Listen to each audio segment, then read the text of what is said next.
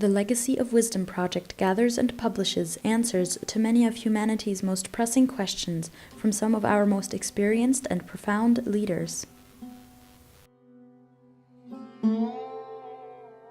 How can I find my mission to gain a sense of having fulfilled my life's potential? Well, that's a big question, obviously. That's really the question of how shall I live my life? How shall we live our lives, which comes along at any age, explicit or implicit, whether we formulate it rationally in words or not. It's like finding our true calling, our true vocation. What are we here to do? Who are we? What would we like to do? Where is the love and fulfillment, connection and meaning and beauty that we seek? And it takes some work, it takes some time. It's part of life process of growing older and wiser. Of course, age is no guarantor of wisdom, but if we learn from our lessons, then we grow older and wiser along with our experiences. Just having experiences isn't enough. We have to learn from them and put them together and discern the deeper meanings and patterns. So finding our true calling or vocation is a lot more than just finding our occupation or what pays the rent. And if we can put that together as we grow up through our various, first our teenage identity crisis, then our midlife identity crisis, then our aging identity crisis, this is a very important part of life, and in fact, perhaps one of the core issues, probably maybe even the core issue. Not just what do I have left to do, but what do I have left to be or become?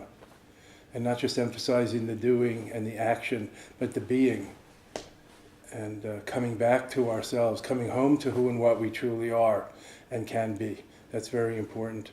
And I myself have found that to be true over the years and decades of my life.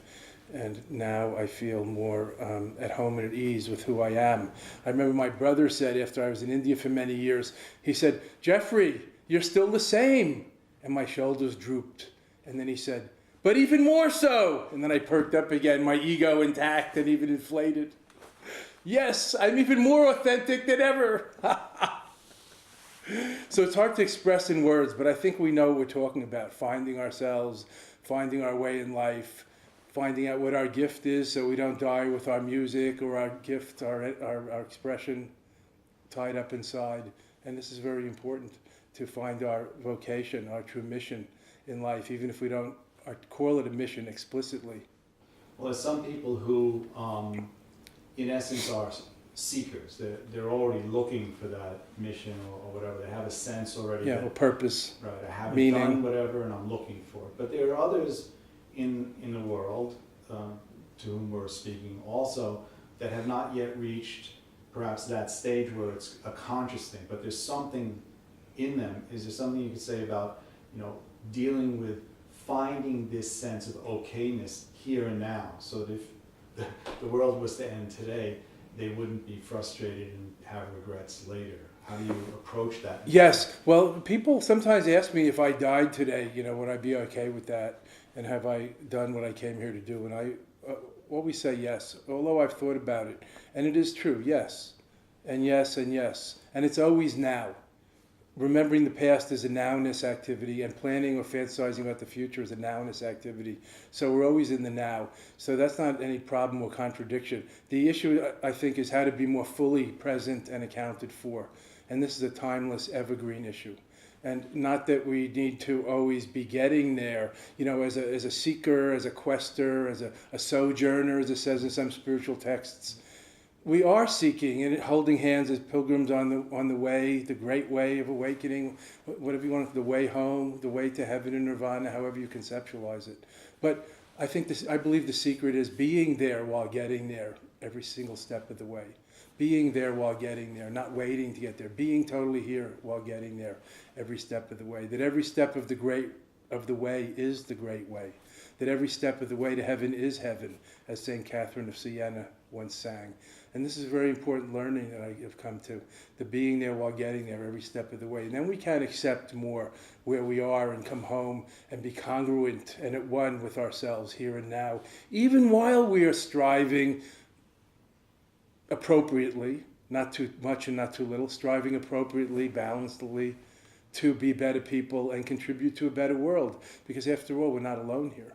So we have to awaken together, or contribute, or somehow feel what's going on around us and recognize our inseparable part of that we're all interconnected, interdependent, interwoven, interbeing, as Thich Nhat Hanh wonderfully calls it, and that we're all in the same boat.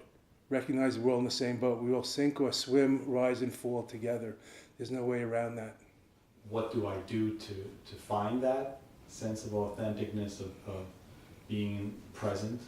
I mean, well, I talk, teach, write about this all the time. There are many ways, many lanes in the great way. There are many only ways, as I love to say. So many only ways. I think just breathing, relaxing, and smiling is a great beginning. Breathe, relax, smile, and presencing 2.0. Breathe, relax, center, focus, and smile. And then we could go deeper. Presencing 3.0. Breathe, relax, center, focus, smile, and look into who is looking. Perceive who's perceiving. Alive, awaken the who am I question. And not just rationally, intellectually, but intuit directly who or what is present, who or what is experiencing, who's trying to meditate or control the mind, who is seeking what, who is seeking God, who is seeking the true self or totality. Who is it? What is it? Where is it? How is it? So breathe, relax, center, focus, smile, and inquire. Inquire deeply. Look deeply. Intuitive. Awarefully. Not just rationally, intellectually.